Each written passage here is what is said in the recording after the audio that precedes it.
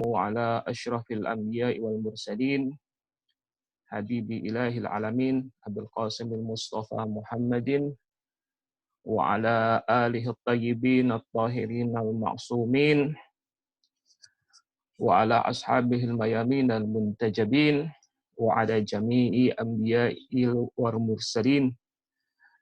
Bapak-bapak, ibu-ibu, dan saudara-saudaraku semuanya, Assalamualaikum warahmatullahi wabarakatuh. Puji dan syukur marilah kita sama-sama panjatkan kehadirat Allah Subhanahu wa taala yang telah memberikan beragam nikmat kepada kita semua, nikmat keimanan, nikmat kesehatan, sehingga kita dan juga nikmat berupa izin dari Allah kepada kita sehingga kita bisa datang berkumpul secara online dalam seri pendalaman mengenai Imam Mahdi.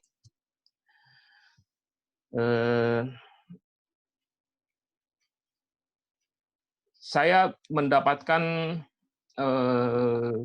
kesempatan atau mendapatkan giliran untuk menyampaikan perihal kelahiran dari Imam Mahdi, bagaimana nasab beliau, dan kemudian bagaimana juga syakhsiah beliau. Jadi yang akan saya sampaikan di sini pertama-tama adalah terkait dengan sejarah, dan kemudian saya akan memberikan sedikit tinjauan mengenai beberapa hal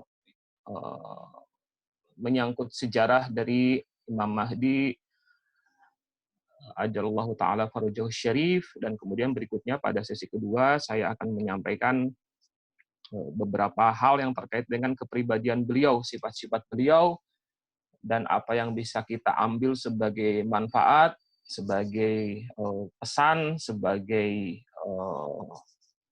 pesan moral, ibrah dari sifat-sifat yang ada pada Imam Mahdi ajallahu ta'ala farajahu syarif. Sebagaimana kita pahami bersama-sama bahwa Imam Mahdi alaihissalam lahir pada tanggal 15 Sya'ban tahun 255 Hijriah. Kalau kita menggunakan penanggalan Masehi atau penanggalan Syamsiah, itu sebagian mengatakan bahwa beliau lahirnya pada tanggal 2 Agustus tahun 869. Sekarang tahun 2020, kalau dari sisi miladi Masehi itu beliau lahir tahun 869. Jadi usia beliau tahun ini, jadi beliau kemarin tanggal 15 Sya'ban itu dengan menggunakan penanggalan Komariah, beliau berusia 1186 tahun. Kalau menggunakan penanggalan Syamsiah, maka usia beliau 1151 tahun. Ayahanda beliau adalah Imam Hasan Al-Askari alaihi wassalatu wassalam, dan ibunda beliau adalah Sayyidah Narjis. Sebagian mengatakannya Nargis. Beberapa riwayat mengatakan bahwa nama asli dari ibunda Imam Mahdi adalah Sayyidah Malikah, dan beliau adalah keturunan dari Raja Romawi, dan kalau ditelusuri sampai ke kakek moyang atau nenek moyang dari Sayyidah Narjis itu tersambung ke salah seorang Hawariyun dari yaitu sahabat-sahabatnya Nabi Isa alaihissalam. Jadi Imam Mahdi merupakan sosok yang lahir dari dua bangsawan. Yang satu adalah bangsawan Arab, karena Imam Hasan Al-Askari adalah keturunan dari Rasulullah Shallallahu Alaihi Wasallam, dan Rasulullah Shallallahu Alaihi Wasallam itu adalah bangsawan Arab karena beliau berasal dari Quraisy. Quraisy dikenal sebagai bangsawan Arab yang paling terkenal pada zaman itu dan sampai zaman sekarang. Sementara itu Sayyidah Narjis adalah keturunan dari bangsawan Romawi. Jadi Imam Mahdi itu adalah campuran dari dua ras, dua bangsa, dan keduanya itu masing-masing bangsa itu mereka berasal dari adalah orang-orang yang termasuk ke dalam kelompok bangsawan. Bahkan kalau lebih jauh lagi, kalau kita melihat silsilahnya Imam Mahdi, itu minimalnya itu sebenarnya Imam Mahdi itu adalah keturunan dari campuran bukan hanya sekedar bangsawan Arab dengan bangsa Romawi, tapi juga bangsa Persia. Karena kalau kita merunut kepada ayah dan kakek datuk dari Imam Mahdi, maka kita akan menemukan ada satu minimalnya, bangsawan Persia bernama Syahrbanu. Syahrbanu adalah istri dari Imam Husain alaihi salam. Dan Syahrbanu adalah bangsawan Persia karena beliau adalah putri dari Raja Yazgerd ketiga, salah satu raja yang berkuasa saat itu di kawasan Persia, akan tapi saat itu kan ditaklukkan oleh kaum muslimin pada zaman kekhalifahan Umar bin Khattab. Nah, Syahrbanu melahirkan Imam Sajjad, dan artinya Imam Sajjad itu sendiri adalah seorang imam yang merupakan yang lahir dari dua bangsawan. Yang satu adalah Imam Husain, ayahandanya, yaitu bangsawan Arab, dan yang satunya adalah Syahrbanu yang merupakan yang merupakan bangsawan dari kerajaan Persia. Minimalnya kita bisa memastikan bahwa Imam Mahdi alaihissalam, Imam Mahdi ajallahu taala farujahu syarif, adalah sosok yang merupakan percampuran dari tiga bangsa besar di dunia, dan ketiga-tiganya mengirimkan para wakil-wakil terbaiknya sehingga melahirkan seorang imam zaman. Yang satu adalah Arab, yang kedua adalah Persia, yang ketiga adalah Romawi. Bahkan ada beberapa kajian yang sangat menarik yang dilakukan oleh beberapa orang ahli yang menunjukkan bahwa ternyata itu bukan hanya sekedar tiga bangsa Imam Mahdi itu. Karena beberapa ibunda dari A'immah itu kita ketahui ternyata berasal dari bangsa yang berbeda-beda. Kita ketahui bahwa imam, misalnya imam itu ada 12. Kalau Imam Ali alaihissalam itu ibundanya adalah Sayyidah Fatimah binti Asad. Kemudian Imam Hasan dan Imam Husain ibundanya Sayyidah Fatimah Az-Zahra sallallahu alaiha. Dan kemudian itu adalah para imam, ibunda dari imam kan ya. Dan itu semuanya berasal dari ras Arab, dari bangsa Arab. Akan tetapi kalau berikutnya lagi adalah Syahrbanu yang berasal dari tanah Persia. Akan tetapi kemudian beberapa ibunda berikutnya, misalnya kalau ibunda dari Imam Baqir itu adalah Sayyidah Fatimah, ibunda Imam Shadiq juga Sayyidah Fatimah, itu masih dari kalangan Arab. Akan tapi berikutnya lagi adalah ibunda dari Imam Shadiq, ibunda dari Imam Kazim, ibunda dari Imam Ridha, dan juga ibunda dari Imam Jawad, ibunda dari Imam Hadi, dan ibunda dari Imam Hasan al-Askari. Itu sebagiannya mengatakan itu mereka adalah berasal dari berbagai ras yang berbeda-beda.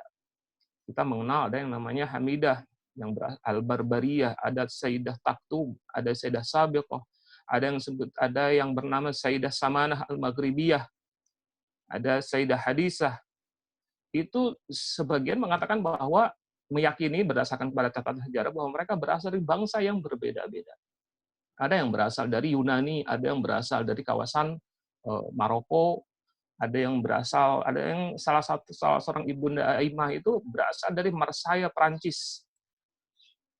Itu menarik sekali gitu. Dan kesimpulannya dikatakan bahwa Imam Mahdi itu bukan hanya percampuran dari 3 bangsa, yaitu Arab, Persia, dan Romawi, akan tapi juga merupakan percampuran dari beberapa bangsa besar di dunia. Dari Yunani, kemudian berasal dari kawasan Afrika Utara, kemudian ada yang berasal dari Eropa, ada yang berasal dari Andalusia. Sebagian mengatakan bahwa kenapa kok sampai Imam Mahdi itu memiliki darah yang banyak sekali dalam dirinya, itu memang Imam Mahdi disiapkan untuk kelak bisa memimpin umat manusia, karena beliaulah yang memang disebutkan dalam berbagai riwayat akan menjadi imam yang memimpin dunia, imam yang akan memimpin reformasi atas dunia, imam yang akan menegakkan keadilan dan kebenaran di atas muka bumi di seluruh dunia. Dan untuk itu maka salah satu sifat yang harus dimiliki oleh seorang yang ingin menjadi pemimpin dunia, dia harus memiliki sifat-sifat, harus mengenal, harus mengalir dalam dirinya darah dari berbagai macam bangsa di dunia. Dengan cara semacam itulah beliau memiliki sifat-sifat bangsa-bangsa di dunia itu, karena bagaimanapun ras itu memang menciptakan atau membuat seseorang memiliki sifat darah itu menciptakan sifat-sifat yang khas, dan itu ada pada Imam Mahdi. Ini sudah masuk ya, bagian ini menjadi salah satu hal yang sebenarnya akan dibahas pada sesi kedua. Tapi tidak apa-apa. Jadi ini saya ingin memberikan penjelasan betapa sangat ajaibnya, sangat uniknya kelahiran Imam Mahdi itu. Dari sisi nasab, dari sisi silsilahnya, dan dari sisi bahwa beliau adalah seorang yang dilahirkan dengan darah yang banyak sekali, merupakan darah campuran dari berbagai bangsa di dunia. Berikutnya lagi terkait dengan kelahiran Imam Mahdi. Imam Mahdi setelah lahir hingga syahadahnya ayahanda beliau yaitu Imam Hasan Al-Askari, itu beliau menjalani apa yang disebut dengan masa pra-imamah. Ini berlangsung selama 5 atau 6 tahun. Kemudian ketika ayahandanya yaitu Imam Hasan Al-Askari gugur syahid, maka dimulailah masa kegaiban kecil atau ghaibah sughra yang berlangsung selama sekitar 70 tahun. Itu berarti ketika umur Imam Mahdi sejak beliau berusia 5 atau 6 tahun sampai berusia 75 atau 76 tahun. Tak ada yang bisa menemui Imam Mahdi saat itu, kecuali para sahabat beliau yang berjumlah 4 orang. Ada 4 orang sahabat beliau yang menjadi sahabat khusus Imam Mahdi ajallahu ta'ala farajahu syarif, dan sekaligus menjadi perantara Imam Mahdi dengan para pengikutnya. Mereka membawa dan mengirim surat ataupun uang khumus misalnya dari umat dan menyampaikannya kepada Imam Mahdi. Dan berikutnya juga ketika Imam Mahdi ada keperluan, ada yang ingin disampaikan kepada umatnya, kepada para pengikutnya, maka Imam Mahdi akan menyampaikan surat jawaban atas pertanyaan ataupun beberapa dana uang yang diperuntukkan bagi aktivitas kegiatan-kegiatan keagamaan yang dilakukan oleh para pengikut beliau. Itu melalui 4 orang yang bernama Utsman bin Sa'id, kemudian Muhammad bin Utsman, ada Husain bin Rawh, dan Ali bin Muhammad As-Sumari. Dan periode ini berakhir dengan wafatnya sahabat keempat Imam pada tahun 329 Hijriah. Dan sebelum wafatnya dari sahabat yang keempat ini, beliau menyatakan bahwa dengan wafatnya sahabat yang keempat ini, Imam menyampaikan pesan kepada seluruh pengikutnya bahwa itu adalah dengan wafatnya sahabat yang keempat ini, maka berakhir pula masa periode keperantaraan atau kedutaan, periode di mana Imam Mahdi masih bisa ditemui melalui perantaranya. Dan kemudian saat itulah Imam Mahdi akan menjalani periode yang baru bernama periode ghaibah kubra atau masa kegaiban yang besar. Sampai kapan? Sampai nanti saatnya ketika Allah mengizinkan Imam Mahdi ajallahu taala farajahu syarif akan hadir secara fisik memimpin sebuah reformasi besar di dunia dan akan menegakkan keadilan dan kebenaran di atas muka bumi ini. Itu yang terkait dengan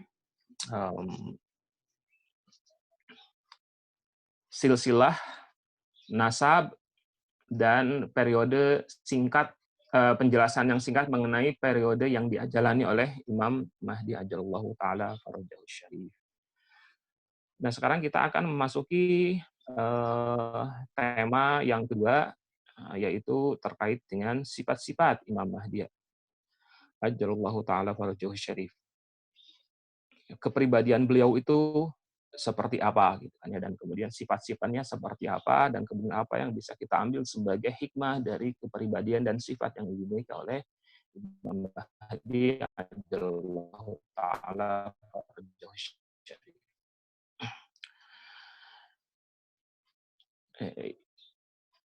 Imam Khomeini ridwanullah taala alaih dalam tafsirnya terkait dengan surah Al-Asr, beliau menghubungkan surat ini dengan Imam Mahdi. Saya bacakan suratnya, sama-sama kita ketahui, sama-sama sudah kita hafal insyaallah. Surahnya A'udzubillahi minasyaitonirrajim. Bismillahirrahmanirrahim. Wal 'ashr innal insana lafi khusr illa alladziina aamanu wa 'amilus shalihati wa tawassaw bil haqqi wa tawassaw bis sabr. Wal 'ashr, demi waktu, demi masa.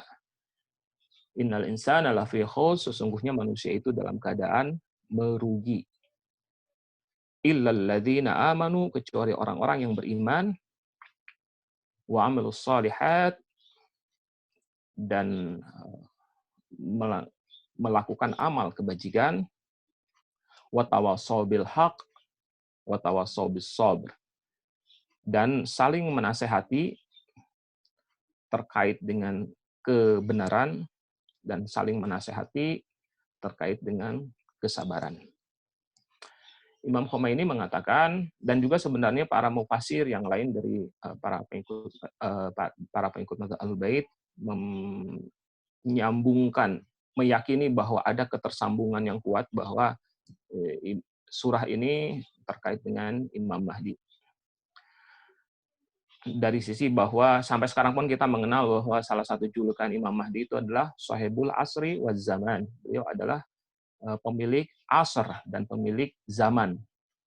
Asr itu adalah waktu, zaman juga artinya adalah waktu. Apa bedanya antara asr dan zaman? Apa bedanya asr dan zaman? Sama-sama dimaknai di dalam bahasa Indonesia sebagai waktu. Disinilah kemudian muncul satu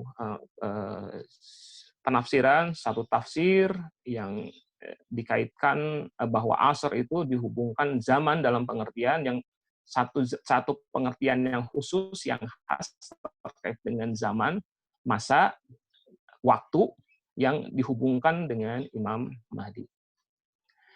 Dalam tafsirnya Imam Khomeini mengatakan bahwa Asr di dalam surah Al-Asr itu adalah manusia sempurna.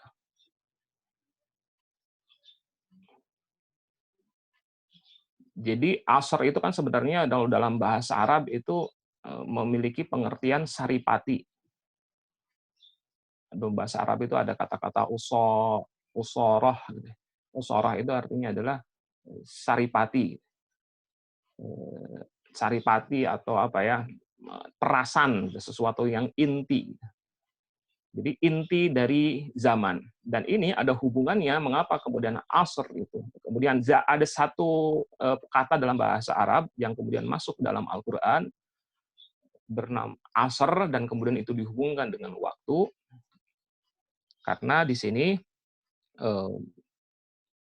asr di sini pengertiannya adalah manusia adalah kesempurnaan manusia yang sempurna, yang menjadi saripati, yang menjadi inti kebaikan, inti kesempurnaan dari sifat-sifat manusia. Nah, kalau kita mengenal dalam pemikiran Islam, dalam pemikiran tasawuf, dalam pemikiran irfan, itu kita mengenal bahwa tujuan penciptaan manusia itu terhubung dengan apa yang disebut dengan takamul atau penyempurnaan diri. Jadi kita ini didesain, diciptakan oleh Allah agar kita, dan kemudian kita dilahirkan di dunia agar selama kita berada di dunia ini melakukan penyempurnaan atas diri kita. Kita menyempurnakan berbagai macam fitrah kebaikan yang telah Allah turunkan kepada kita, telah Allah berikan kepada kita, Allah anugerahkan kepada kita sejak kita lahir. Itu adalah proses takamul yang mau tidak mau harus dijalani oleh manusia kalau ingin mendapatkan kebahagiaan di dunia dan di akhirat. Jadi kita ini melakukan proses penyempurnaan. Bagaimanapun juga bapak-bapak, ibu-ibu, mau tidak mau kalau melihat ke dalam diri sendiri, manusia, inti manusia itu ada pada jiwanya, ada pada ruhnya. Kita sendiri masing-masing saat ini hidup karena kita punya jiwa dan punya ruh. Dan ruh dan jiwa kita ini seiring dengan berjalannya waktu itu terus mengalami kesempurnaan. Minimalnya misalnya dari sisi akhlak, ilmu gitu kan ya. Ada beberapa hal minimalnya yang pada diri kita yang terus mengalami penyempurnaan. Terus mengalami kebaikan, terus mengalami perbaikan, terus mengalami reformasi di dalam diri kita. Tadinya kita tidak tahu terkait dengan misalnya makrifat ahlul bait, sekarang kita mendapatkan makrifat tentang ahlul bait. Itu adalah salah satu bagian dari kesempurnaan.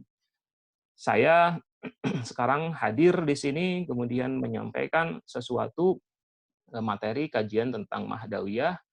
Nah, saya juga terus sebelum menyampaikan ini saya melakukan beberapa riset kecil-kecilan untuk kemudian merekol,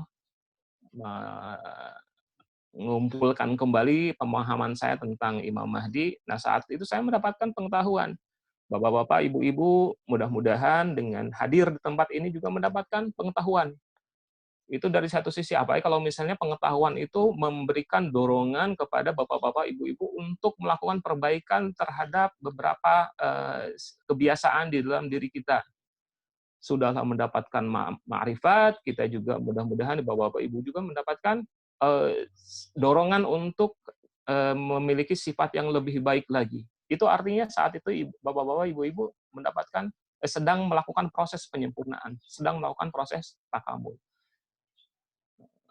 Itu adalah tantangan kita. Dan itu sebenarnya desain penciptaan manusia sehingga manusia itu berada di bumi ini. Yaitu melalui proses takamul. Dan setiap zaman itu, kalau dihubungkan dengan takamul, oh ya betul, yang namanya takamul itu tidak berarti bahwa semua manusia pasti melakukan takamul. Takamul itu artinya adalah di sini ketika dikatakan bahwa desain penciptaan manusia dan kehidupan manusia di dunia itu adalah melalui proses takamul, artinya adalah Allah telah menyiapkan segala sarana dan prasarana sehingga manusia mampu untuk melakukan proses takamul itu. Dan proses takamul itulah yang nanti akan menjadi parameter. Apakah kita akan mendapatkan kebahagiaan di dunia dan akhirat atau malah sebaliknya. Artinya, Allah hanya menyediakan sarana dan prasarana. Akan tetapi ada manusia yang enggan untuk menggunakan sarana dan prasarana tersebut. Allah memberikan fitrah kepada setiap manusia. Siapapun dia. Fitrah kebaikan sudah Allah tanamkan sejak kita lahir ke dunia. Akan tetapi ada di antara kita yang enggan untuk menggunakan fitrah tersebut. Mencampakkannya, bahkan mengingkarinya, bahkan melakukan perlawanan, resistensi terhadap fitrah-fitrah tersebut. Maka yang terjadi justru adalah situasi di mana seseorang, naudzubillah min dzalik, jangan sampai terjadi pada diri kita, alih-alih menjalani proses takamul, dia malah menjalani proses perusakan terhadap dirinya sendiri, yang membuat dirinya bahkan bisa jadi lebih rendah daripada hewan. Kalau di dalam Al-Quran banyak sekali keterangan yang seperti gitu ya. Di dalam surat At-Tin misalnya kan ya, a'udzubillahi minasyaitonirrajim, laqad khalaqnal insana fi ahsani taqwim. Sesungguhnya kami telah menciptakan manusia dalam eh, desain penciptaan yang terbaik. Tsumma radadnahu asfala safilin. Akan tetapi bisa jadi ada orang-orang tertentu yang kami campakkan ke dasar atau ke tempat yang paling rendah, asfalas safilin. Dan illal ladzina amanu nih dihubungkan juga dengan surah Al-Asr karena ini redaksinya hampir sama kecuali orang-orang yang beriman dan beramal soleh dan seterusnya. Nah, ini adalah kita ya, desain penciptaan kita adalah melalui proses takamul. Dan setiap zaman itu perlu ada pemimpin yang memberikan contoh bagi kesempurnaan manusia. Setiap zaman itu perlu pemimpin. Pemimpin itu diperlukannya dari sisi bahwa dia bisa menjadi contoh, bisa menjadi uswah, bisa menjadi teladan terkait dengan bagaimana proses takamul itu terjadi, atau bagaimana sih sebenarnya manusia yang sempurna itu.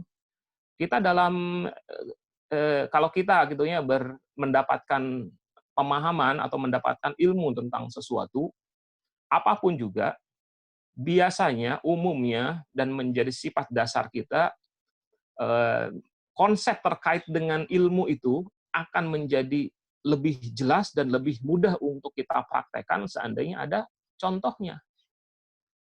Ini kita tahu bahwa salah satu tujuan adanya diutus para nabi itu adalah memberikan contoh, memberikan uswah, memberikan teladan tentang bagaimana seharusnya menjadi manusia. Jadi Rasulullah itu dulu ketika diutus ke tengah umatnya, maka beliau bukan hanya sekedar mengatakan, wahai manusia, kalian harus seperti begini. Atau beliau menyatakan, ini Allah Subhanahu wa Ta'ala berfirman seperti begini, seharusnya manusia itu seperti begini. Karena kalau hanya sekedar kata-kata tanpa ada contoh, itu akan berat.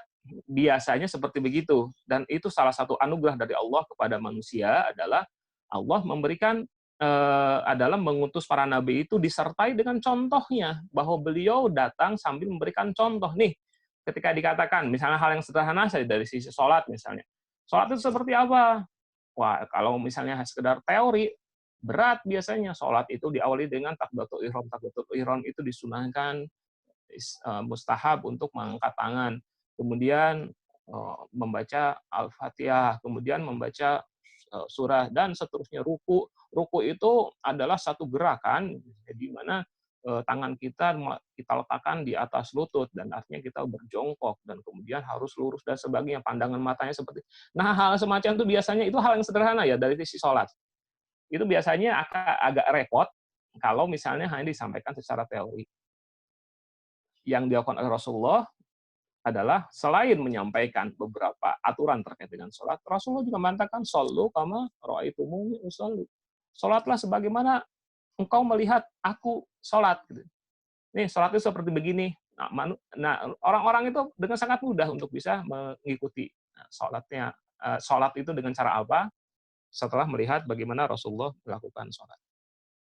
Hal yang sama juga terjadi pada hal yang lebih rumit lagi, misalnya harus bersifat baik, harus bersikap sopan, harus misalnya harus membantu, saling menolong. Nah, itu hal-hal, konsep-konsep semacam itu akan menjadi lebih jelas sekali, lebih mudah lagi disampaikan oleh Rasulullah Shallallahu Alaihi Wasallam dengan cara memberikan contoh. Ini contoh ini sangat penting, uswah itu sangat penting. Dan inilah yang terjadi pada Rasulullah, para nabi sepanjang zaman, dan juga para imam. Dan salah satu tujuan kenapa di setiap zaman itu harus ada imam, karena memang harus ada orang yang menjadi parameter terkait dengan apa itu manusia yang baik seperti apa.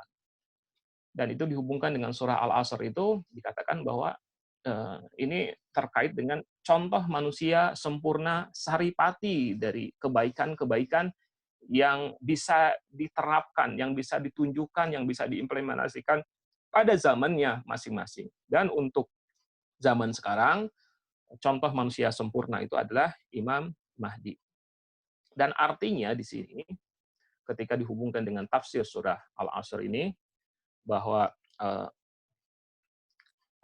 Imam Mahdi itu dijadikan sebagai sumpah oleh Allah, dengan perspektif bahwa maksud dari Asr di sini adalah Imam Mahdi ya, sebagai manusia sempurna di zaman kita sekarang ini. Maka beliau adalah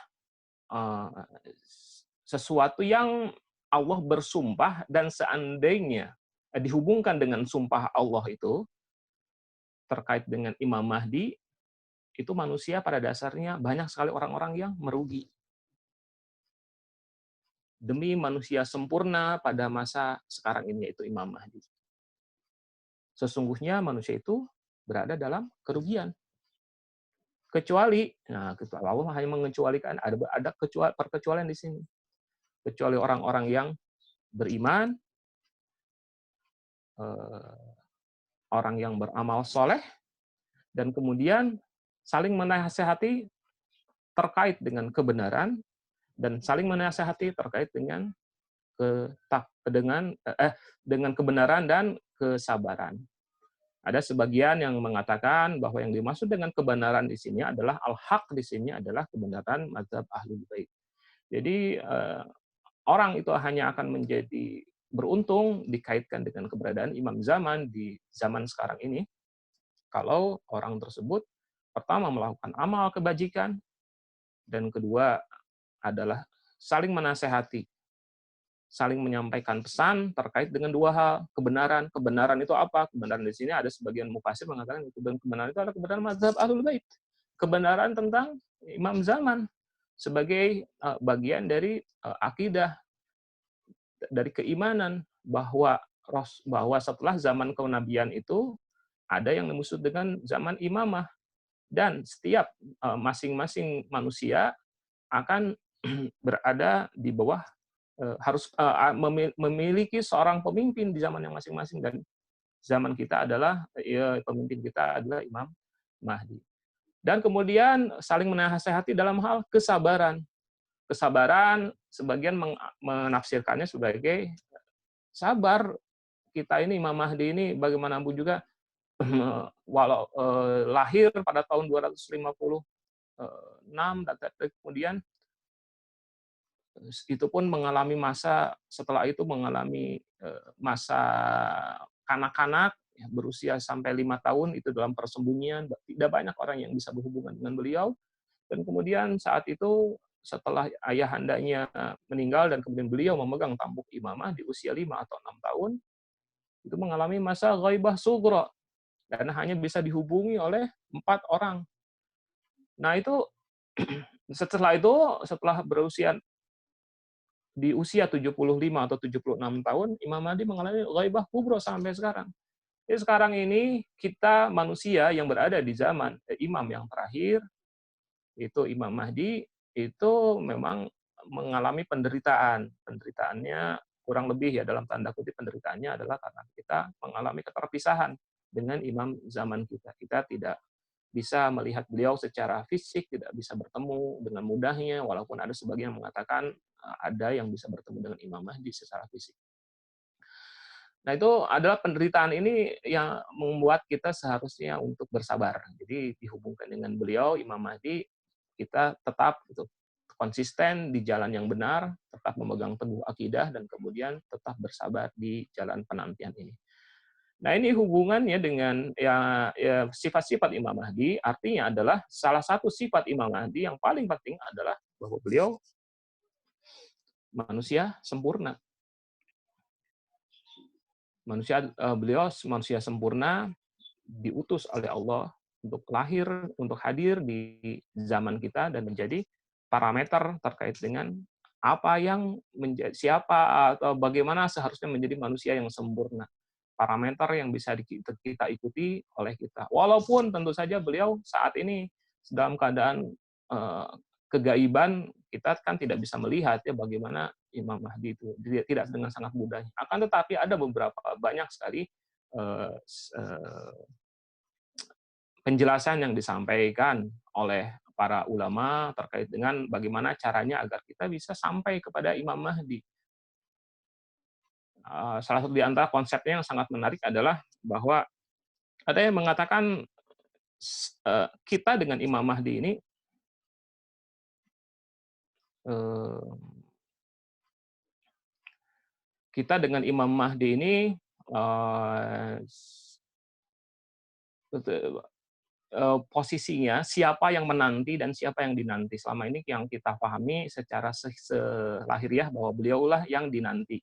Kita menanti kedatangan beliau. Akan tapi ada sebagian ulama yang mengatakan bahwa yang menanti itu justru Imam Mahdi dan kitalah yang dinanti.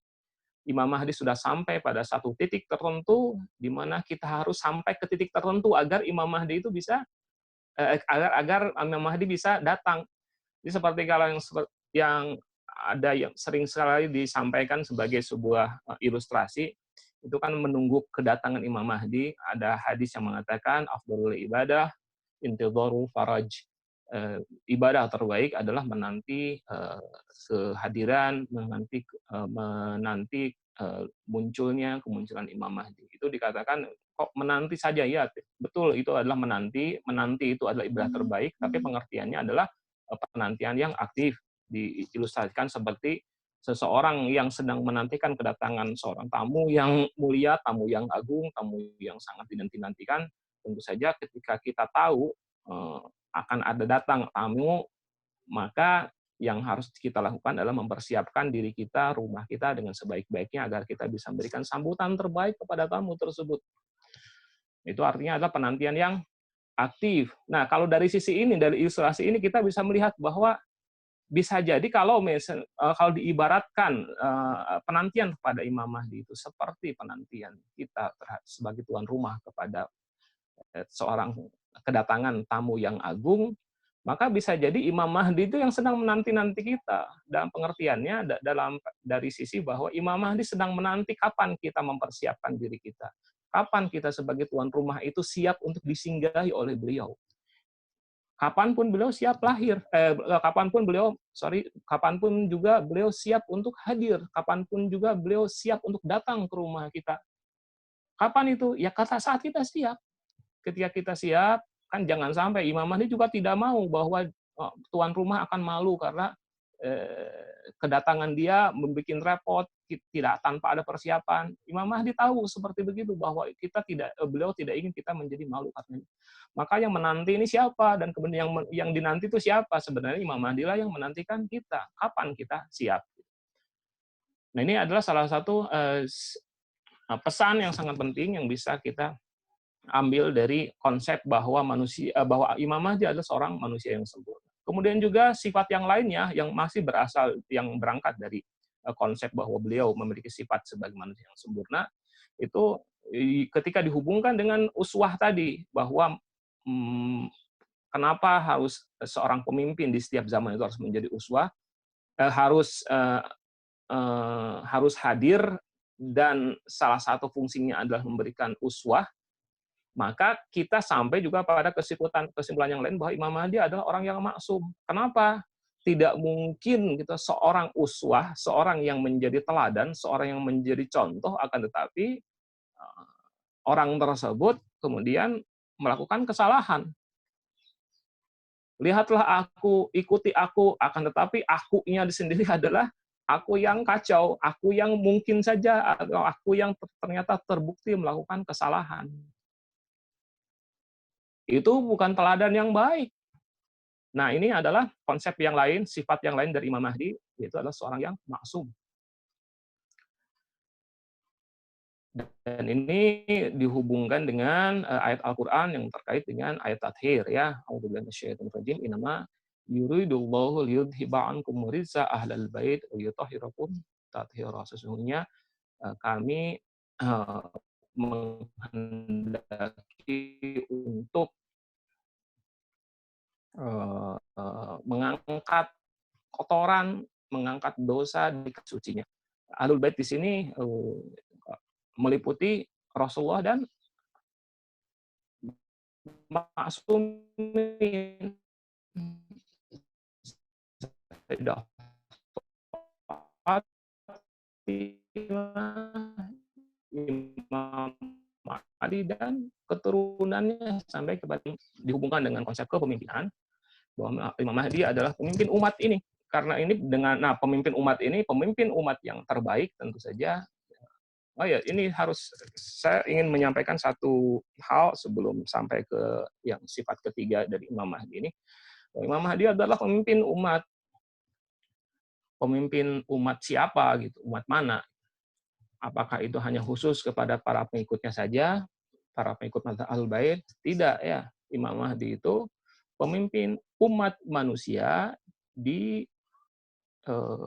satu zaman tertentu, yaitu zaman kita sekarang ini.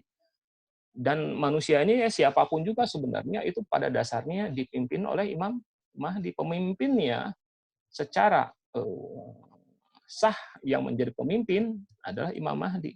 Sama seperti Rasulullah SAW. Beliau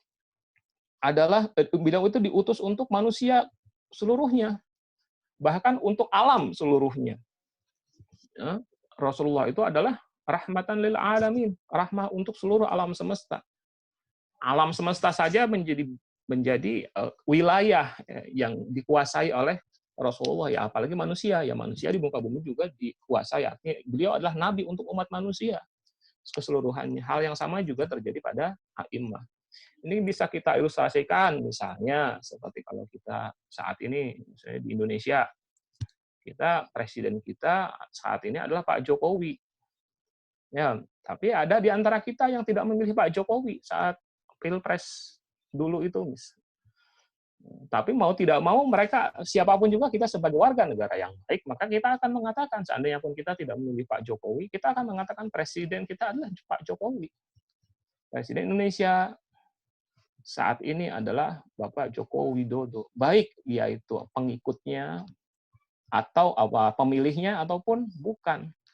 Baik dia adalah yang kagum sama Pak Jokowi atau bisa jadi yang membenci Pak Jokowi. Mau tidak mau secara de jure, secara legal, formal, maka yang menjadi pemimpinnya adalah Pak Jokowi. Hal yang sama juga terjadi pada Imam Mahdi. Beliau adalah pemimpin untuk umat manusia. Dan dari sini ketika beliau menjadi pemimpin, maka ada banyak sekali sifat-sifat pemimpin yang baik yang ada pada Imam Mahdi. Misalnya Imam Mahdi ini ada hadis yang mengatakan bahwa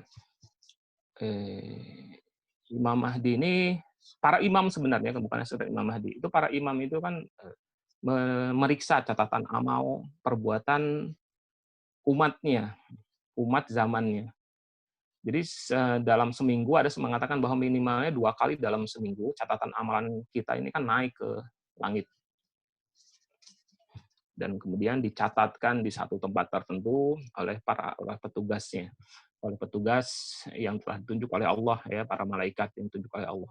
Akan tapi sebelum naik ke langit itu, dalam hadis itu disebutkan bahwa minimalnya itu ketika mau disampaikan ke langit itu diperiksa dulu oleh para imam. Cara memeriksanya seperti apa? Mungkinkah dalam satu waktu memeriksa jutaan, miliaran catatan amal kebaikan atau catatan amal perbuatan baiknya atau buruknya manusia? Itu tentu itu sudah berada di luar dimensi ruang dan waktu yang tidak bisa kita bahas dalam sesi yang sangat pendek. Tapi memang hadisnya mengatakan seperti itu, bahwa para imam itu meriksa catatan amal perbuatan. Dan kemudian apa yang dilakukan? Kenapa? Apa maksudnya? Kenapa catatan amal itu dilihat? Sebagian memberikan penjelasan, para ulama kita memberikan penjelasan bahwa yang dilakukan para imam ketika mereka memeriksa catatan amal perbuatan kita adalah seandainya ada sesuatu yang baik yang dilakukan oleh kita, maka imam mendoakan kita, gitu. Mendoakan kita dan kemudian memohon kepada Allah mudah-mudahan amalan-amalan kebaikan ini diterima oleh Allah. Seandainya ada yang kurang dari amal kebaikan itu kemudian ditutupi oleh Allah. Seandainya dan kemudian sebaliknya seandainya kita berbuat buruk, seandainya ada sesuatu yang buruk yang dilakukan oleh kita atau ada hal-hal yang buruk yang muncul diakibatkan oleh situasi yang buruk yang terjadi pada diri kita, maka saat itu Imam Mahdi, imam zaman masing-masing, dalam hal ini kalau dihubungkan dengan zaman kita adalah Imam Mahdi, akan mendoakan kita agar keburukan-keburukan itu diampuni oleh Allah, dosa-dosa kita ini diampuni oleh Allah. Dan kemudian Imam Mahdi berdoa dan merasa sedih. Disebutkan bahwa para imam itu merasa sedih ketika mengetahui bahwa ada amal perbuatan buruk yang terjadi pada diri kita. Nah, ini ada beberapa sifat, sebenarnya akan sangat banyak sekali kalau kita bahas tentang bagaimana sifat-sifat yang dimiliki oleh para imam. Ada satu hadis yang mengatakan dari Imam Shadiq, dan ini yang mengatakan bahwa beliau berkata, wallahi ini arhamu bikum min anfusikum. Demi Allah sesungguhnya aku ini lebih menyayangi kalian dibanding dengan diri kalian sendiri. Jadi beliau itu ikut merasakan kesedihan, gitu kan ya. Kalau seandainya ada sesuatu yang buruk yang terjadi pada diri kita, mengkhawatirkan kita. Dan ini terjadi bukan hanya pada Imam Shadiq, karena ini pernyataan ini bisa ditafsirkan bahwa ini adalah sifat yang sama yang dimiliki oleh seluruh imam. Imam Mahdi pun memiliki hal yang sama, memiliki sifat yang sama. Imam Mahdi ketika melihat kita, apapun juga yang terjadi pada diri kita, itu beliau akan bergembira seandainya kita dapatkan adalah hal yang ada yang kita lakukan adalah hal kebaikan. Kalau kita mendapatkan kesuksesan, beliau merasa gembira. Sebaliknya seandainya yang terjadi pada diri kita adalah hal-hal yang buruk, maka beliau akan merasa sedih. Beliau mengkhawatirkan seandainya kita ini melakukan perbuatan maksiat. Dan kita kan kadang-kadang ini ya, kalau misalnya ada mendapatkan pernyataan semacam itu bahwa ada orang yang memiliki perhatian lebih sayang kepada kita dibanding diri kita sendiri, kadang-kadang kita sulit membayangkan bagaimana mungkin ada orang yang memiliki perhatian, kekhawatiran, sayang terhadap diri kita dibanding diri kita sendiri. Bukankah kita yang paling sayang pada diri kita sendiri? Tidak ya, tidak sedemikian. Ini bisa diibaratkan seperti seorang tua dihubungkan dengan anaknya yang masih kecil.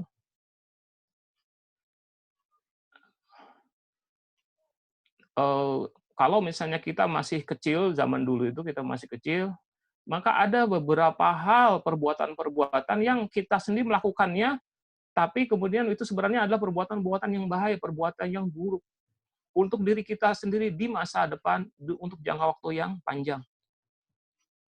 Nah, ayah dan ibu kita, ini sebagai sebuah analogi, sebagai sebuah ilustrasi, ayah dan ibu kita, ketika kita masih kecil, ini bagi yang ayah ibunya, bagi yang ayah dan ibunya hidup ya, ketika masih kecil dididik dengan cara yang biasa, gitu ya, artinya orang tuanya masih ada ketika masih kecil.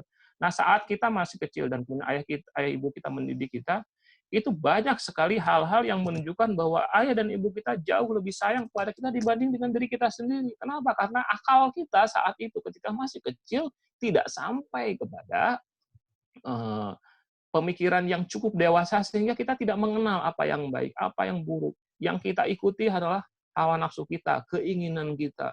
Kita makan dengan sembarangan. Kita kemudian bermain tanpa mempertimbangkan ada kemungkinan bahaya-bahaya tertentu dari kalau seandainya kita bermain atau melakukan perjalanan ke sebuah tempat tertentu.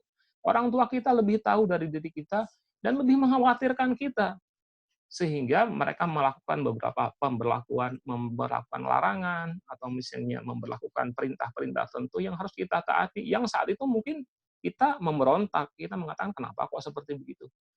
Kenapa kok seperti begini? Kenapa aku dilarang? Kenapa aku harus melakukan beberapa pekerjaan-pekerjaan tertentu? Tapi pertanyaan-pertanyaan itu tidak bukan tanda bahwa kita ini alih-alih menunjukkan bahwa kita ini lebih khawatir, lebih bikin diri kita sendiri, justru menunjukkan seandainya kita punya pertanyaan-pertanyaan semacam itu, setelah kita dewasa sampai di titik ini kita sadar, oh iya dulu orang tua kita itu melakukan itu karena memang sayang pada kita. Nah ini kita ini dihubungkan dengan Imam Mahdi itu seperti kita di masa kecil ketika anak kita masih anak-anak, ketika kita masih tidak tahu banyak hal tentang kehidupan. Saat ini pun kita adalah orang-orang yang awam, masih berada di kafilah yang masih perlu pendamping, perlu pembimbing, perlu orang yang memberikan petunjuk tentang apa yang harus kita lakukan dan apa yang harus kita hindari. Kelak nanti kalau kita sudah berada di alam yang lain, atau kita sudah sampai kepada titik tertentu, mudah-mudahan gitu kan, secara spiritual kita akan terus melakukan takamul atau menjalani proses penyempurnaan diri kita, kita nanti akan satu saat akan menyadari dan akan menerima, oh ya, dulu itu gitu kan ya, imam kita memberikan petunjuk seperti begini, begini, begini, begini, itu memang untuk kebaikan kita. Nah, itu adalah salah satu sifat dari imam zaman sebagai seorang pemimpin kepada kita adalah eh, berbahagia, beliau selalu berbahagia atas setiap kebaikan yang terjadi pada kita, dan kemudian beliau juga merasa bersedih seandainya ada sesuatu yang buruk yang menimpa kita semua. Kemudian ada sifat-sifat yang lainnya sebenarnya masih banyak, akan tetapi karena waktu sudah tidak memungkinkan lagi, saya diberi kesempatan untuk berbicara selama 1 jam. Untuk sementara saya sampaikan sampai di sini dulu. Mungkin nanti pengkajiannya akan lebih bisa dibuka lagi dengan di sesi tanya jawab. Itu saja bisa saya sampaikan di sesi sekarang ini, penyampaian materi, dan saya berikan kembali waktu dan kesempatannya kepada Ustaz Suparno. Fadhol Ustaz. Nah Ustaz, makasih atas penjelasannya, Masya Allah. Ustaz, boleh langsung ke tanya jawab, Ustaz? Silakan. Nah. Pertanyaan sudah disampaikan via chatting, biasanya Ana bacain, antum langsung menjawab. Iya, silakan. Oke. Pertanyaan pertama sudah disampaikan dari Mas Pribadi Muslim. Pertanyaannya terkait materi antum, itu kenapa Ibunda Imam Mahdi bukan dari perempuan Muslim? Apakah pada waktu itu tidak ada Muslimah yang pantas untuk menjadi ibundanya? Demikian Ustaz, pertanyaan pertama. Ya, tadi saya tidak tahu apakah Pak Pribadi yang Muslim dengan aku Pak Pribadi Muslim ini mengikuti dari awal atau tidak ya? Kalau mengikuti dari awal, kayaknya saya agak awal-awal sudah mengikuti. Sudah mengikuti ya. Kalau itu Nah, mungkin belum tertangkap poinnya. iya. Bahwa kenapa hikmah yang sangat besar, kenapa pertama bahwa ibunda Imam Mahdi itu adalah seorang muslimah ya, artinya seorang mu'alaf ya, seorang yang masuk Islam, jadi tidak dinikahi itu tidak dalam keadaan sebagai seorang Kristen, tapi sudah menjadi seorang muslimah. Kemudian berikutnya lagi, kenapa kok beliau yang kemudian ada apa yang menyebabkan pilihan itu jatuh pada seorang Sayyidah Narjis. Dan hal yang sama pertanyaannya kalau kita ikuti tadi, ada banyak sekali, Ibunda Aimah juga banyak yang memang awalnya bukan Muslim. Ada yang saya sampaikan tadi, ada yang berasal dari Yunani, ada yang berasal dari Andalusia, ada yang berasal dari Perancis. Ada yang berasal dari Persia, ya ibunda dari Imam Sajjad, istri dari Imam Husain. Imam Husain itu istrinya ada Syahar Banu, tadinya bukan seorang muslimah. Syahar Banu itu adalah seorang yang beragama Majusi, tapi kemudian masuk Islam. Kenapa seperti begitu? Kenapa seperti itu? Ya hikmahnya yang bisa kita ambil, dan imam hikmahnya sangat besar sekali. Supaya para imam itu, dan kemudian ujungnya adalah di Imam Mahdi, itu memiliki darah dari jadi dalam diri Imam Mahdi itu berkumpul darah dari berbagai macam ras, dari berbagai macam bangsa di dunia. Darah itu bagaimanapun juga kan menentukannya, memiliki apa sih gen yang membentuk kepribadian, yang di dalam diri Imam Mahdi itu puncak-puncak kebaikan dari setiap gen itu, ras itu terkumpul pada Imam Mahdi, sehingga beliau lebih siap, satu-satunya orang yang paling siap untuk memimpin umat manusia, karena pada diri beliau berkumpul darah seluruh bangsa di dunia. Itu barangkali yang bisa saya sampaikan sebagai jawaban. Nah, Ustaz, kalau melihat pertanyaan selanjutnya, sepertinya tidak berkaitan sama materi antum. Gimana, Ustaz? Tidak ada satupun. Enggak, jadi aslinya Yang ini beberapa dulu, kalau materi itu misalnya, sudah dijelaskan sama materi-materi sebelumnya. oh gitu. Ya, kebetulan kayaknya nggak pada ikut join yang pada pertemuan sebelumnya kayaknya. Oh, kalau ini dipilih dulu, diprioritaskan pada pertanyaan yang terkait dengan materi ini. Kalau memang tidak ada satupun, yang berikutnya lagi adalah yang Baru di sesuai ini ya. dengan materi, Oke. silakan ya, bebas-bebas saja. Terus ini Ustaz, untuk yang pertanyaan tadi mungkin ada buku rujukan Ustaz terkait Ibunda Imam Mahdi dan semacamnya. Wah, Atau film, ini kalau nggak salah harus dijelaskan dalam film ya. di film juga bisa dilihat ya, ada Princess of Rome juga bisa dilihat, terkait dengan bagaimana sekilas ya dalam film itu. Kalau buku-buku ya di ICC banyak sekali. Ustadz Antum, Ustadz Subarno, silakan Antum rekomendasikan. Buku-buku sangat banyak sekali yang sudah diterbitkan di ICC. Ya, ini sekaligus promosi ya, silakan kepada jamaah pengajian di sini untuk lebih sering lagi melihat-lihat buku-buku yang ada di ICC. Di sana sangat banyak sekali dengan sangat mudah, berbahasa Indonesia tentunya. Ya. Nah. Ya. Fungsi sebagai teladan. Bagaimana cara uang awam bisa menjadi pasukan Imam Mahdi? Gimana? Lagi Ana lihat-lihat Ustaz pertanyaannya. Ya. Kayaknya kurang lebih semuanya di luar materi, sudah bukan tentang silsilahnya Nabi. Imam Mahdi.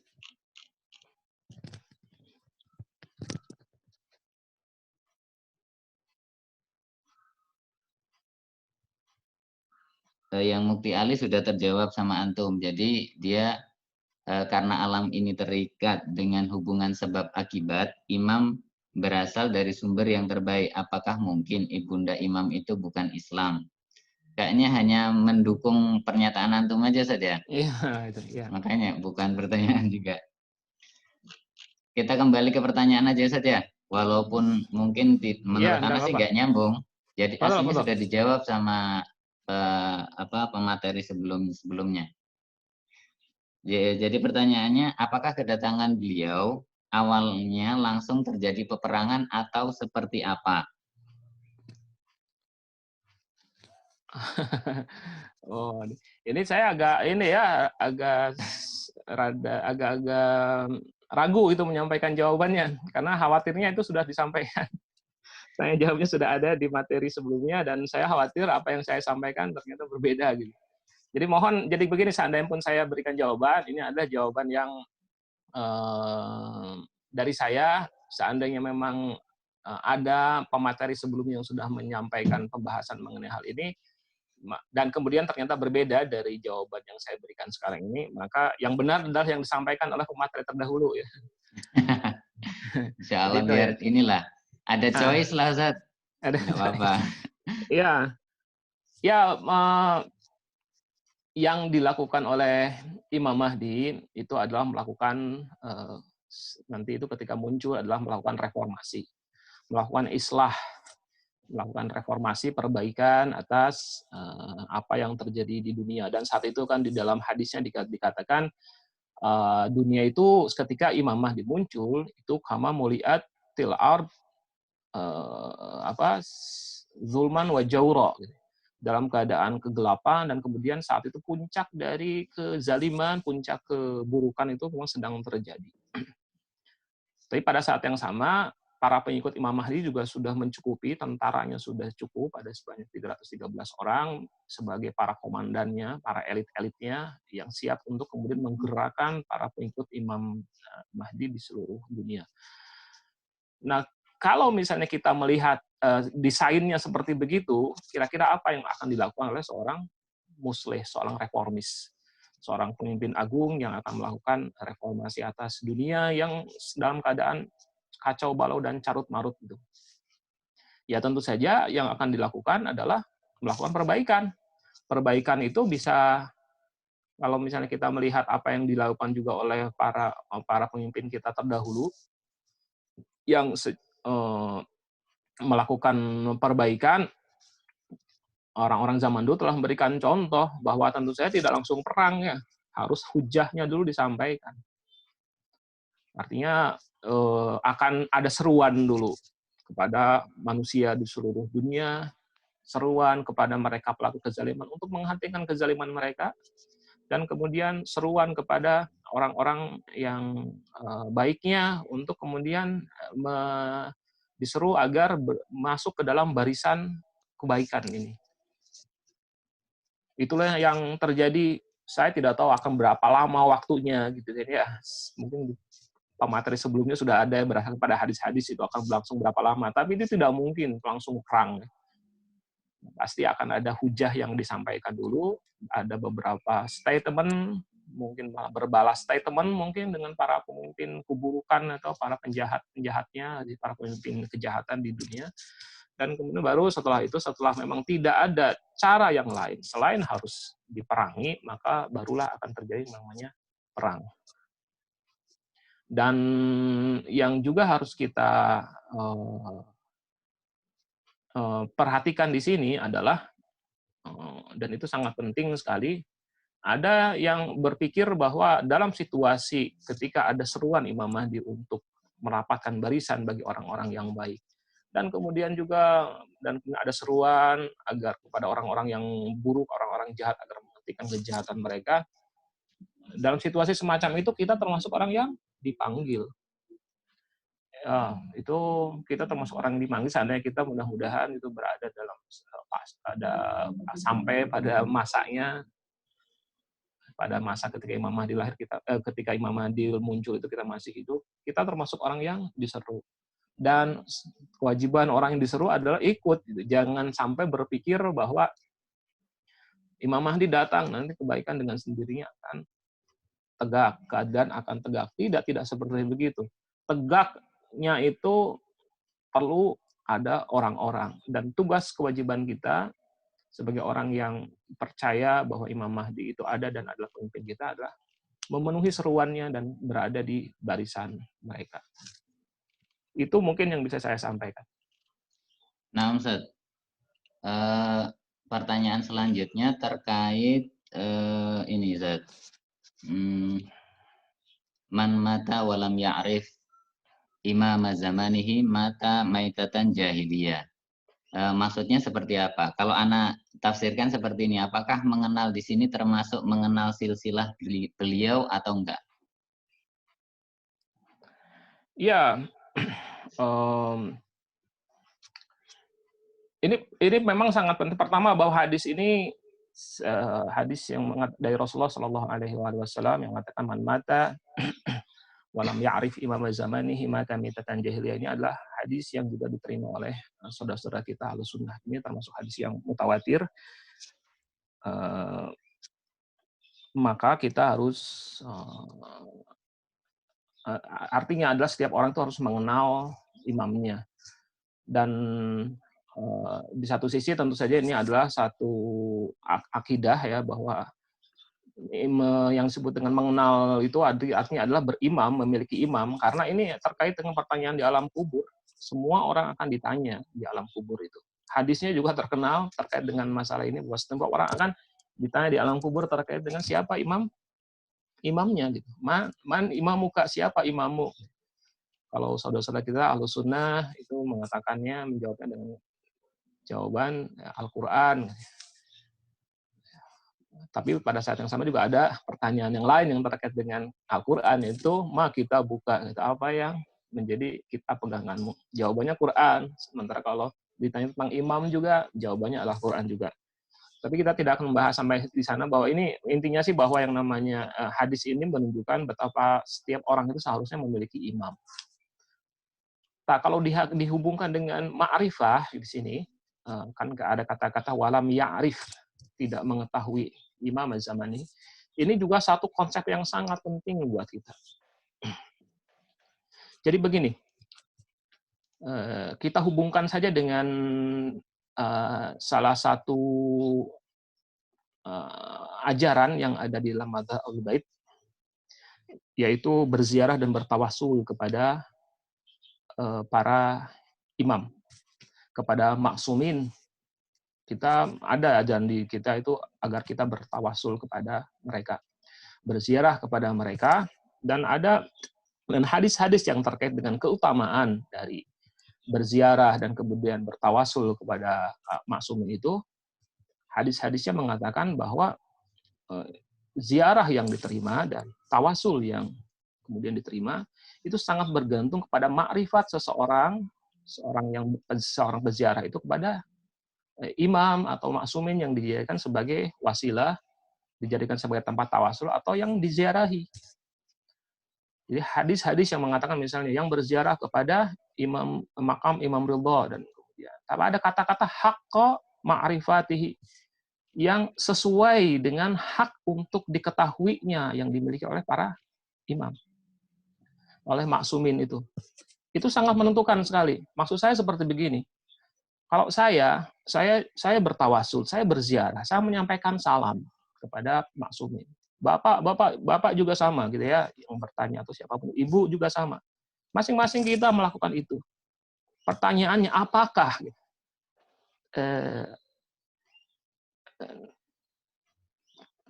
nilai dari ziarah kita, nilai dari tawasul kita ini akan sama? Apakah kalau misalnya kita berdoa, doanya sama misalnya kan? Apakah doa yang dipanjatkan oleh orang sambil kemudian bertawasul kepada a'immah itu, imam yang ditawasuli juga sama? Apakah kemungkinan untuk diterimanya juga sama? Tidak sama ya. Kalau misalnya saya berdoa, dibandingkan dengan misalnya ada seorang ulama, seorang marji yang berdoa, ya tentu saja marji itu yang lebih mungkin untuk diterima doanya. Mereka berziarah, saya berziarah, sangat mungkin mereka yang lebih diterima. Dan salah satu parameter diterimanya ziarah kita, diterimanya tawasul kita, itu adalah makrifat kita kepada imam. Kenapa seperti begitu? Karena kalau misalnya makrifat itu adalah segala sesuatu yang terkait dengan beliau, terkait dengan mereka ya, kepribadian mereka, asal-usul mereka, sifat-sifat mereka, dan kemudian fasilitas apa atau misalnya sifat-sifat apa yang bisa kita manfaatkan, yang bisa kita mintakan dari mereka. Kan kadang-kadang begini, kita banyak yang tidak tahu misalnya tentang bahwa Abul Fadl Al-Abbas misalnya, itu juga sering dijadikan sebagai tempat tawasul, itu memiliki keutamaan, memiliki fadilah, memiliki beberapa hal-hal yang keajaiban yang bisa memberikan bantuan untuk hal-hal tertentu misalnya. Kalau misalnya kita tidak tahu, bagaimana mungkin kita bertawasul kepada mereka? Bagaimana mungkin kita bisa memanfaatkan keberadaan mereka untuk dijadikan sebagai tempat tawasul? Kalau misalnya kita dihubungkan dengan saudara-saudara kita Ahlus Sunnah yang mereka tidak mengenal imam, mereka tidak mengenal maksum, tidak mengakui sebagai imam, sebagai pemimpin yang harus ditaati. Bagaimana mungkin mereka bertawasul kalau mereka sendiri tidak tahu sebagai kedudukannya? Jadi masing-masing kita ini dituntut untuk terus memperbaharui makrifat kita dalam rangka untuk kembali pada diri kita sendiri. Jadi makrifat minimalnya adalah bahwa artinya di sini adalah mengenal, meyakini hubungan dengan akidah, dan lebih jauh lagi makrifat itu terkait dengan bagaimana kita bisa memanfaatkan, memaksimalkan keberadaan mereka sebagai orang-orang suci yang diutus oleh Allah untuk menjadi perantara atas setiap doa hajat yang kita sampaikan kepada Allah. Itu barangkali jawaban saya.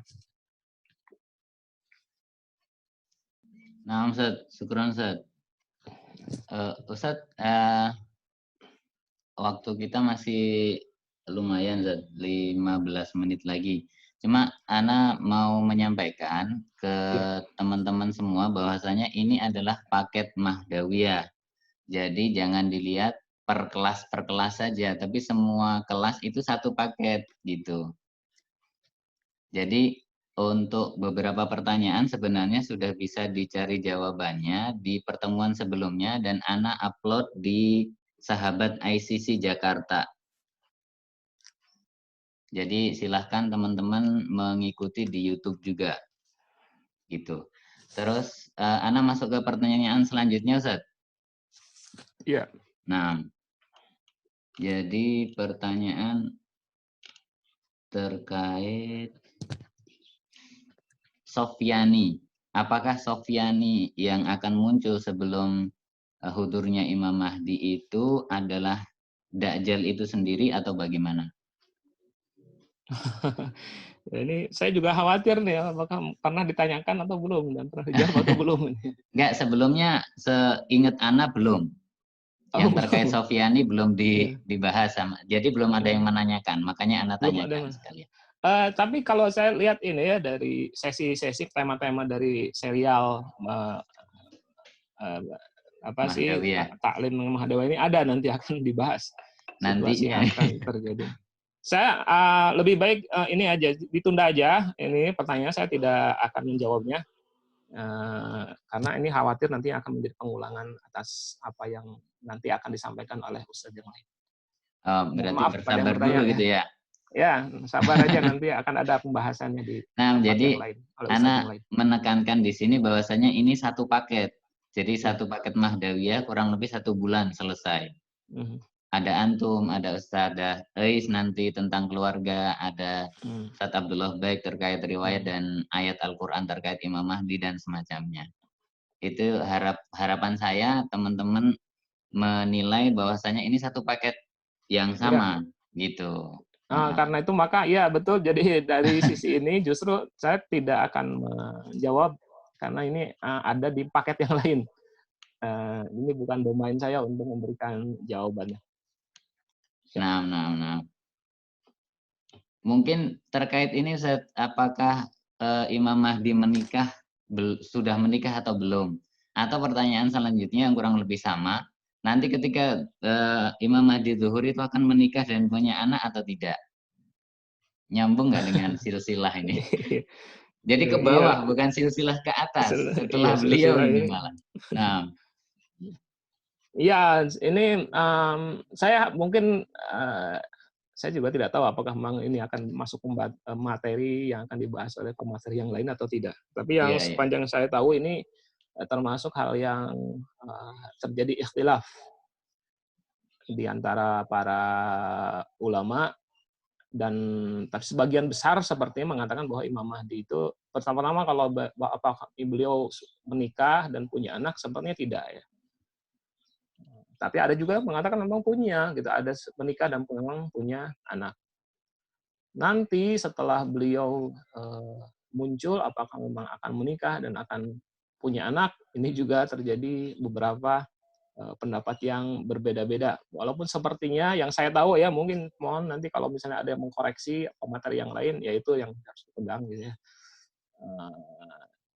Bahwa beliau ini memang tidak menikah dan juga tidak akan punya anak tentunya. Mungkin ya, saya sekilas saja ya, saya juga akan mengikutinya hanya dari langsung saja kepada pembahasannya. Saya tidak melakukan riset secara khusus terkait dengan Imam Mahdi, tapi hanya mendapatkan dari beberapa petelahan-petelahan yang sekilas-sekilas terkait dengan situasi.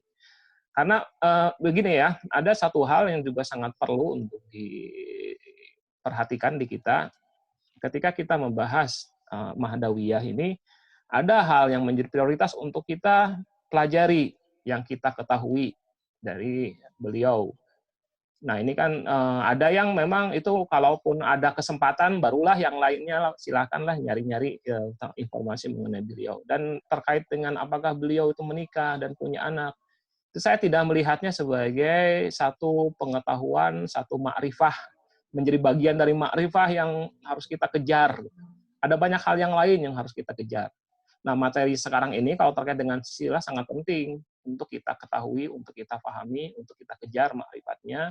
Siapa beliau, siapa gitu kan ya, Pak ibundanya, siapa kakek nenek moyangnya, datu-datunya, nenek-neneknya dari Imam Mahdi.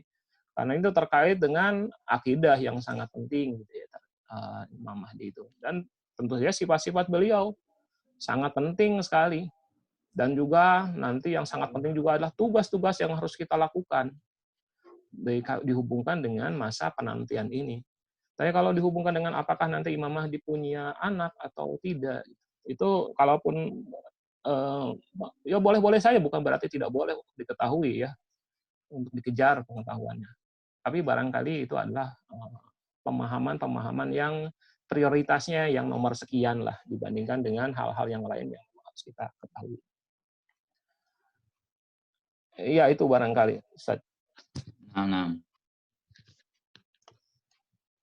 Terus apa lagi nih?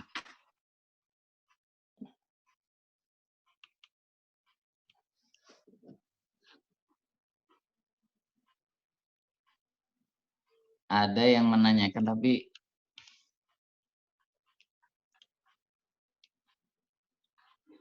gini Ustaz,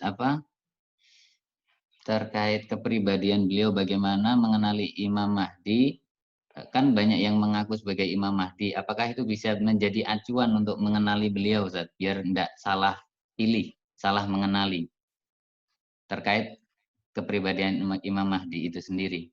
Jadi kita bisa menolak Imam Mahdi yang bermunculan dengan melihat kepribadian mereka. Oh ya. Nah, jadi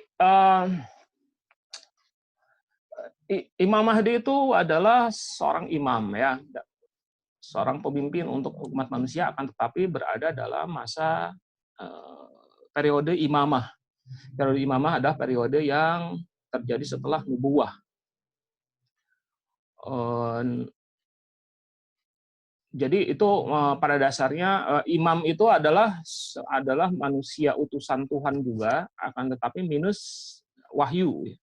Mereka tidak menerima wahyu, akan tetapi berada dalam fungsi kepemimpinan. Dia tidak menambahkan ajaran yang baru, para imam itu, tapi terkait dengan fungsi kepemimpinan dan kemudian fungsi untuk mengingatkan, membimbing manusia, itu sama seperti para nabi. Dan hal yang sama juga terjadi terkait dengan proses kemunculannya, dan kemudian terkait dengan siapa yang akan ditunjuk untuk menjadi imam atau siapa yang ditunjuk menjadi nabi, sama, yaitu bahwa itu adalah penunjukan, berdasarkan kepada penunjukan. Jadi tidak ada yang namanya pemilihan kan ya. Karena nabi itu kan tidak ada yang dipilih di antara siapa gitu, manusia yang memilih, aku mah pengennya nabi ini ya yang menjadi nabi. Tapi itu ditunjuk oleh Allah. Penunjukannya untuk bisa mengetahuinya, nabi juga sama. Caranya adalah untuk bisa mengenali betulkah ini adalah seorang nabi atau bukan. Ada beberapa caranya. Dan salah satu cara yang paling penting, yang paling mudah untuk bisa mengenali apakah seorang ini nabi atau nabi palsu, itu didasarkan kepada berita yang disampaikan oleh nabi sebelumnya. Rasulullah Shallallahu Alaihi Wasallam misalnya, karena beliau ini adalah orang yang sudah dinubuatkan, dikabarkan keberadaannya, kemunculannya dengan segala macam sifat-sifatnya, itu ada di dalam kitab-kitab suci umat-umat terdahulu. Hal yang sama juga terjadi pada Nabi Isa. Itu sudah disebutkan bahwa akan muncul Nabi seperti itu. Imam sama juga gitu. Imam ini untuk bisa mengenalinya, kan sebenarnya bukan hanya masalah Imam Mahdi, tapi juga terkait dengan imam seluruh dunia, khalifah. Siapa yang berhak menjadi khalifah? Misalnya, kalau misalnya khalifahnya diartikan imam ya, itu siapa? Cara terbaik adalah dengan, selain misalnya karena memang ada beberapa, betul tadi kalau misalnya dengan melihat, membuat parameter terkait dengan siapa yang layak menjadi imam, tapi cara terbaik adalah dengan melihat kepada apa yang disampaikan, apa yang telah ditetapkan, apa yang dinaskan oleh Allah, yang kemudian muncul melalui lisan para nabi atau para imam sebelumnya. Dan terkait dengan Imam Mahdi ini, hadis-hadis yang mutawatir, sampai pada tahapan mutawatir, mengatakan bahwa Imam Mahdi ini adalah orang yang merupakan keturunan Rasulullah, ya, bangsawan Quraisy, dan kemudian ada hadis yang mengatakan bahwa dia adalah keturunan yang ke-9 dari Imam Husain. Kalau itu ya sudah pasti siapa gitu orangnya berdasarkan kepada keterangan tersebut. Jadi cara terbaik ya singkatnya jawaban atas pertanyaan tadi adalah cara terbaik untuk bisa mengenal siapa Imam Mahdi dihadapkan kepada banyaknya orang-orang yang mengklaim menyatakan dirinya sebagai Imam Mahdi adalah menyelaraskannya dengan kabar yang pernah disampaikan oleh hadis Rasulullah Shallallahu Alaihi Wasallam terkait dengan siapa Imam Mahdi dan kemudian dia berasal dari mana, keturunan siapa, dan kapan akan munculnya, dan bagaimana sifat-sifatnya. Dan itu adalah sesuatu yang memang sudah dijelaskan oleh Rasulullah Shallallahu Alaihi Wasallam. Dan itu sifatnya mutawatir ya hadis. Ya. Nah, Ustaz, alhamdulillah. Di sini kurang 4 menit lagi. Cuma dari pertanyaan yang ada, mungkin ini Ustaz, fungsi sebagai teladan di tengah kegaiban seperti apa? Mungkin dengan jawaban ringkas.